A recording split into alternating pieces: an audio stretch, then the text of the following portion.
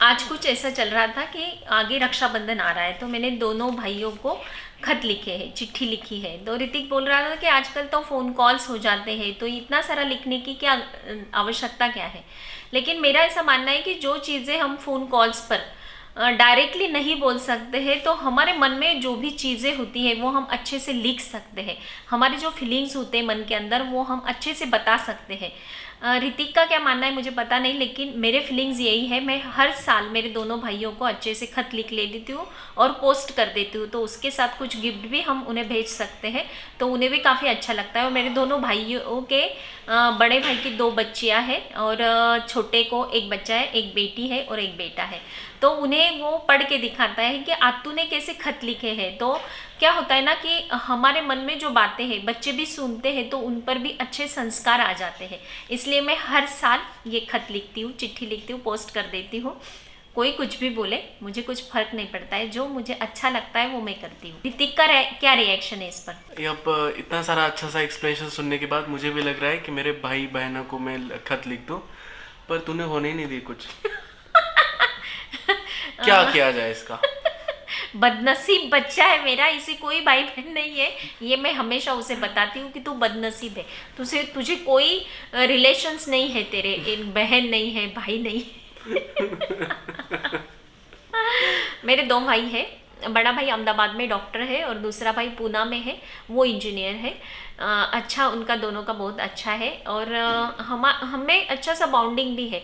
वैसे बताया जाए तो मेरे दोनों भाई, हम पहले 7 बहनें 7 सिस्टर्स पहले हुए, तो काफ़ी वेट करना पड़ा हमें भाई के लिए। और उस ज़माने में, जैसे कि ये कब की बात है, उस वक्त टीवी 19 नहीं थे ना, तो टाइम पास के लिए फिर यही करते थे।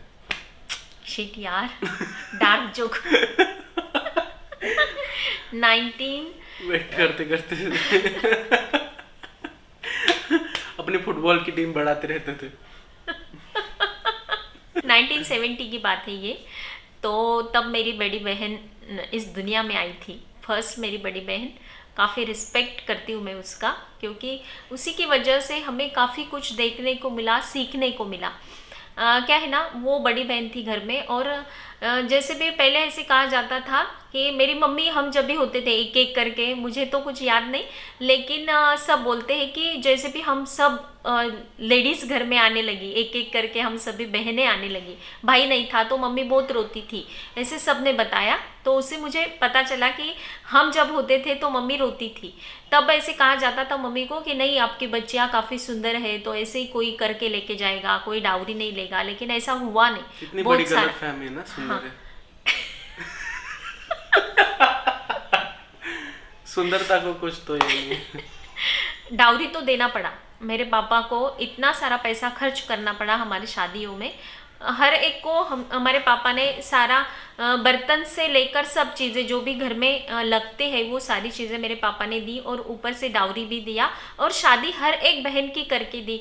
तो उन पर काफ़ी लोन हो गया था। तो इसे लास्ट में जब मेरी शादी के बाद मुझे ऐसा याद है कि 23 रुपीज़ उनका पेमेंट आता था। मेरे पिताजी स्कूल टीचर थे, लेकिन इतना सारा लोन उन्होंने लेके रखा था कि वो लोन पूरा करते करते उनका पेमेंट पूरा निकल जाता था। और 23 रुपीज़ में कैसे घर चलाते हैं, ये आप समझ सकते हैं। तो इतना सारा प्रॉब्लम्स था। तो जब हम 7 बहनें हुई, 2 एक्सपायर हो गई बचपन में ही, बिल्कुल। एक 9 मंथ की थी और ये होने के बाद सडनली चली गई थी। हम 5 थे, तो पाँचों की शादी करते करते पापा का बहुत बड़ा लॉस हुआ। उनका खुद का घर कभी नहीं हुआ, लास्ट तक नहीं हुआ। रेंट के घर में ही हमेशा वो रहे। उसके बाद जब भाई हुए, हम 7 बहनों के बाद जब भाई हुआ, बड़ा भाई अहमदाबाद में डॉक्टर है, वो होने के बाद हमारे घर में ऐसी खुशी थी। फर्स्ट ऐसी दिवाली थी कि हर एक के स्माइल थी, हर एक के चेहरे पर अच्छी सी स्माइल थी। मेरे पापा वैसे जॉली थे, लेकिन दिन भर, कितना भी जॉली आदमी हो, दिन भर हंसते थोड़े ना रहता है, लेकिन उस दिन मेरे पापा के चेहरे पर पूरे दिन भर स्माइल दिखी थी। काफ़ी अच्छे से सेटिस्फैक्शन उनके चेहरे पर था। तो वो आज भी मुझे याद है। मैं काफ़ी छोटी थी तब, लेकिन फिर भी मुझे याद है कि मेरे पापा कितने अच्छे मुस्कुरा रहे हैं। तो भाई भाई होने के बाद एक अलग सी खुशी, उस टाइम में बेटा होना बहुत बड़ी बात थी। तो ये जो मैंने लेटर लिखे, वो मैं पहले आपको पढ़ के दिखाती हूँ। सबसे पहले बड़े बड़े भाई की राखी के मौके पर मैंने क्या लिखा है वो मैं पढ़ के दिखाती हूँ। मराठी में है, मैं शॉर्ट में आपको सुना देती हूँ कि रक्षाबंधन जब भी आता है तो दो भाई मुझे होने का एक प्राउड फील मैं करती हूँ। उसके बाद लिखा है कि हम पांचों बहनों के लाइफ में आप दोनों भाई हैं, इससे मुझे काफ़ी अच्छा लगता है। जब तू हुआ था तो पापा के चेहरे पर जो खुशी थी, मम्मी पापा दोनों के चेहरे पर जो खुशी थी तो वो काफ़ी अलग थी, और तू जैसे तेरा बिहेवियर पूरे लाइफ में था तो उससे पापा और मम्मी को दोनों को काफ़ी सेटिस्फेक्शन मिला, वो मैंने इसमें लिखा है। और जब मेरा बड़ा भाई हुआ था तो एक आया थी, उन्होंने बताया था कि आपको मुला हुआ, मुलगा, उसकी लैंग्वेज थोड़ी अलग थी, वो शायद हिंदी बोलती थी, तो उसने बोला था कि मुला हुआ, तो मैंने एक इसमें उसमें उसे मुला भी लिख दिया है कि उसे भी काफ़ी अच्छा लगेगा कि पुरानी यादें उसकी भी ताज़ा हो जाएगी।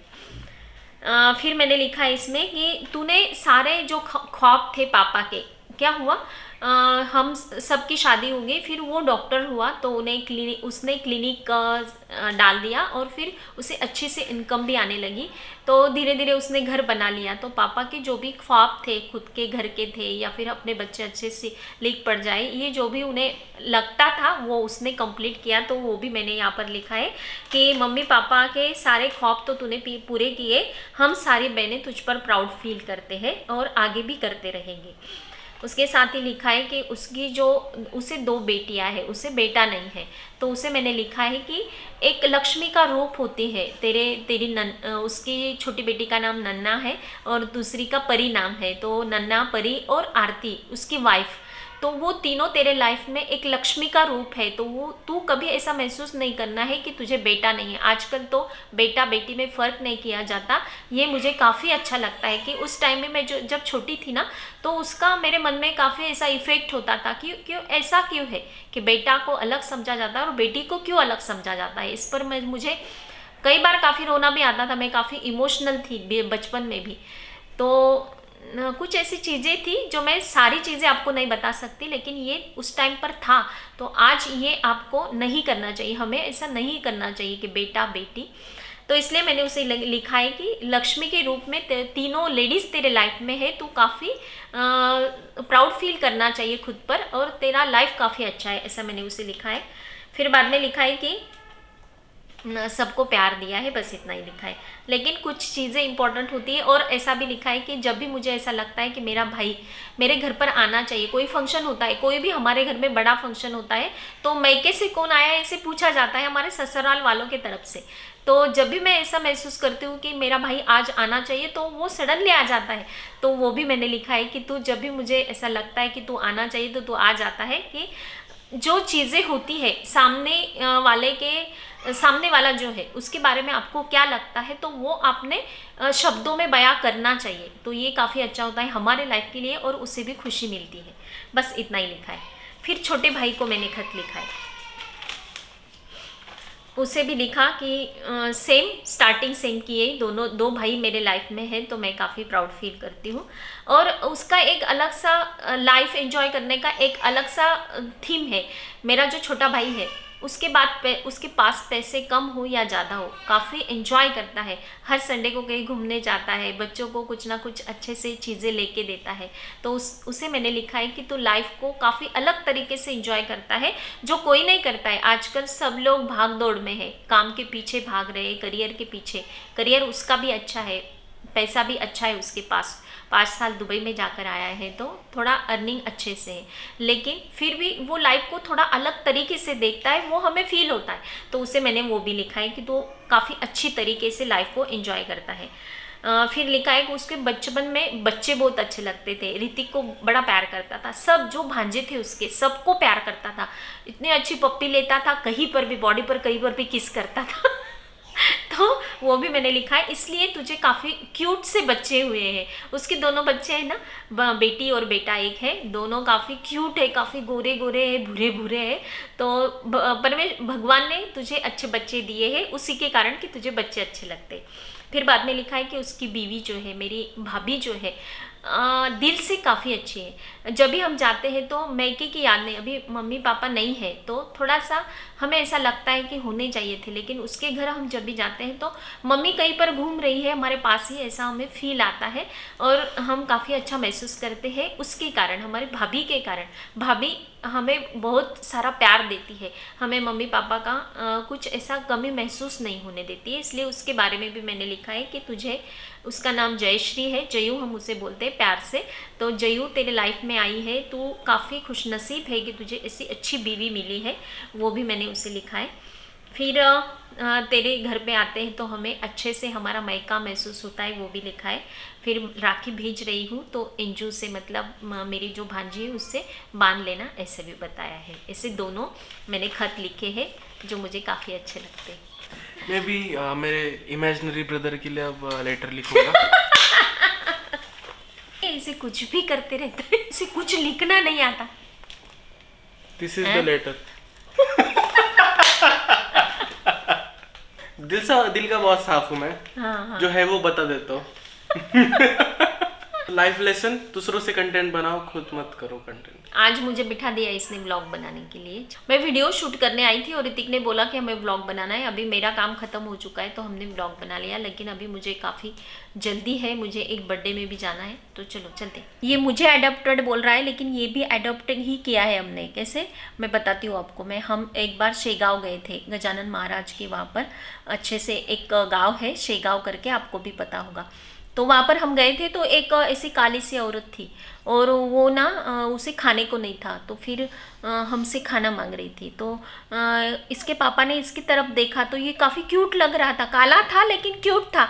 तो फिर हमने बोला कि ये बच्चा हमको दे दे, तो फिर उसने हमको इसको दे दिया। फिर हमने एक रोटी उसको दी, एक रोटी पे मिला है, ज़्यादा कीमत नहीं है इसकी। इसे भी हमने एडॉप्ट ही किया है। जब आप एडिट करते हो ना तो इसका एक फ़ायदा ये होता है कि आपको जो नहीं चाहिए वो आप डिलीट कर सकते हो। You are deleted.